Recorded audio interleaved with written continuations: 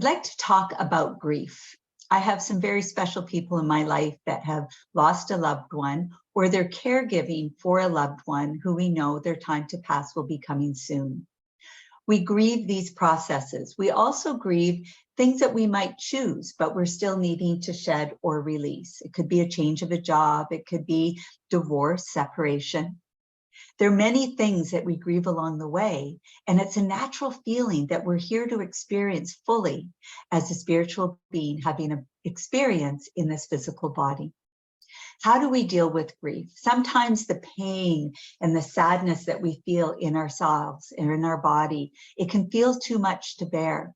But it's so very important that we allow ourselves to feel the feelings and recognize that I'm in this phase of grieving, and I'm going to feel it and experience it.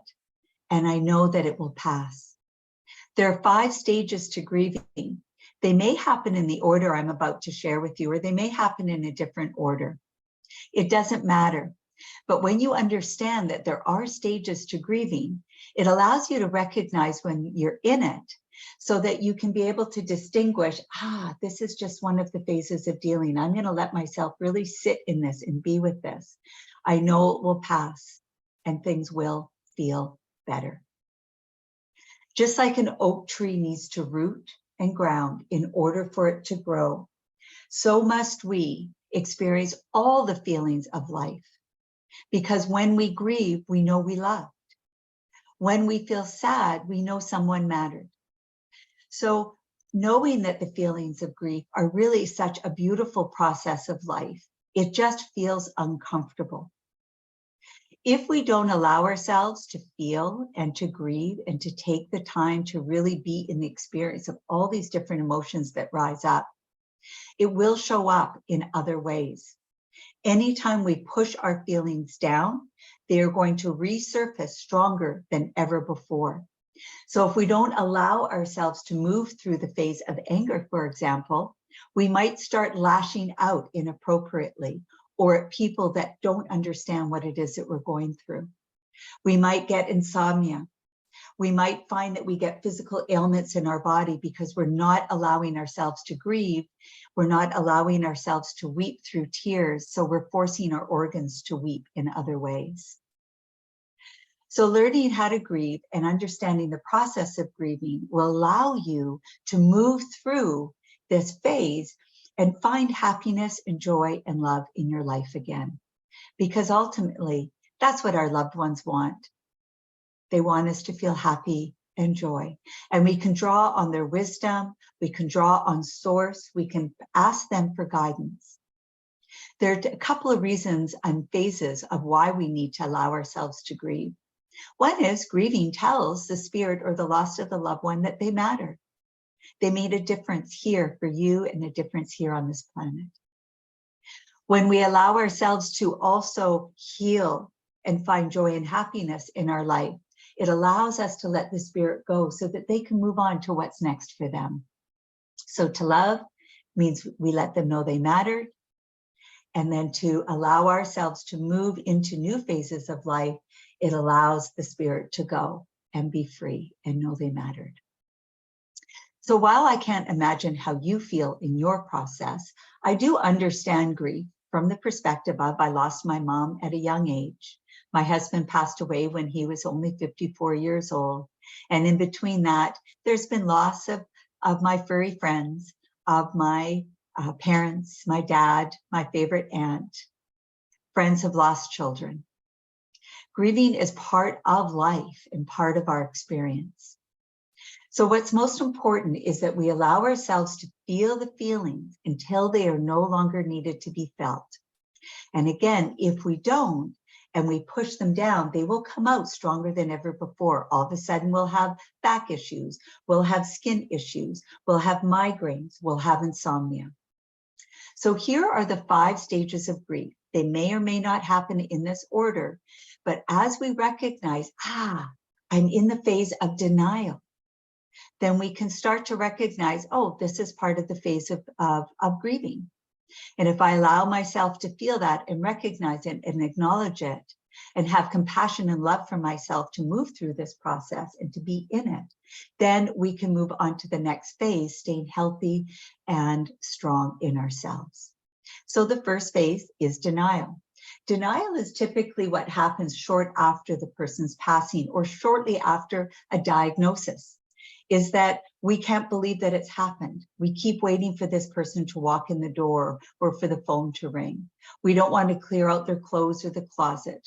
If it's someone who's alive still, we are in denial of the fact that this is even happening, and we don't create a process yet of how we're going to manage it.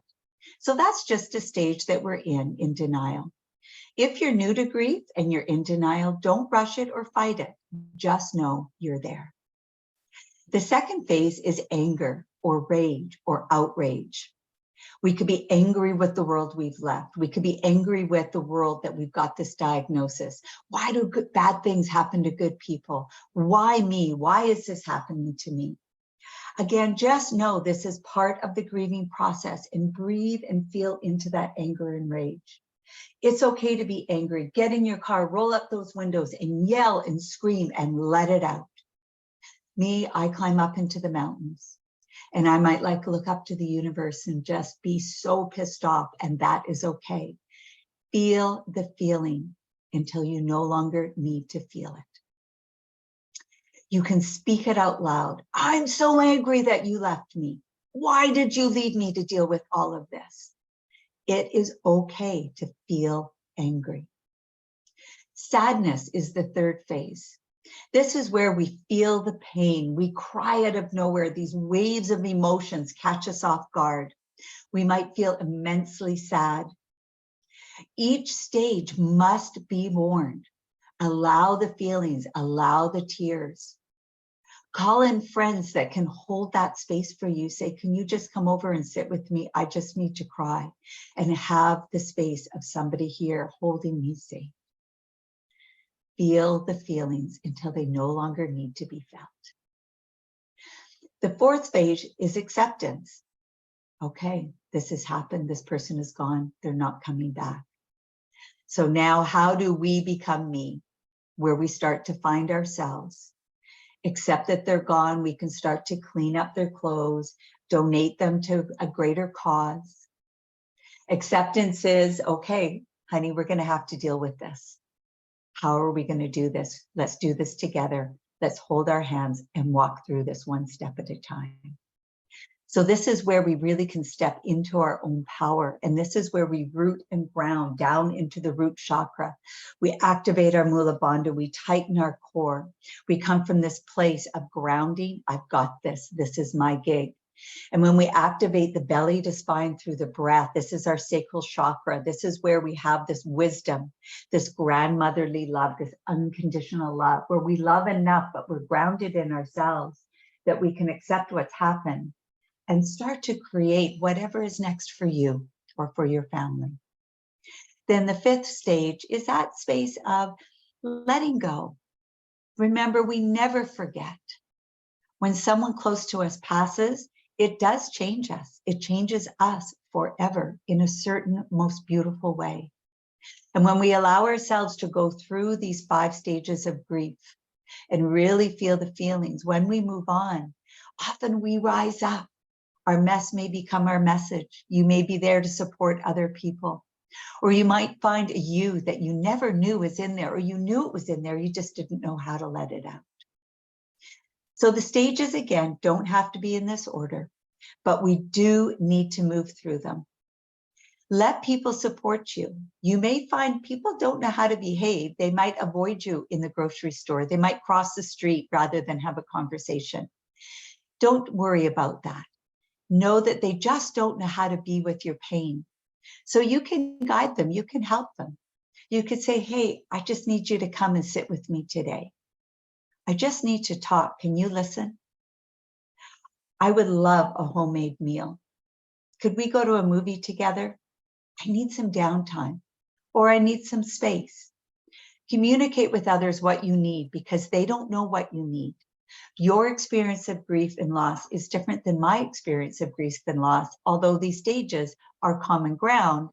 How you are dealing with them, you may need to express. and share and ask for support.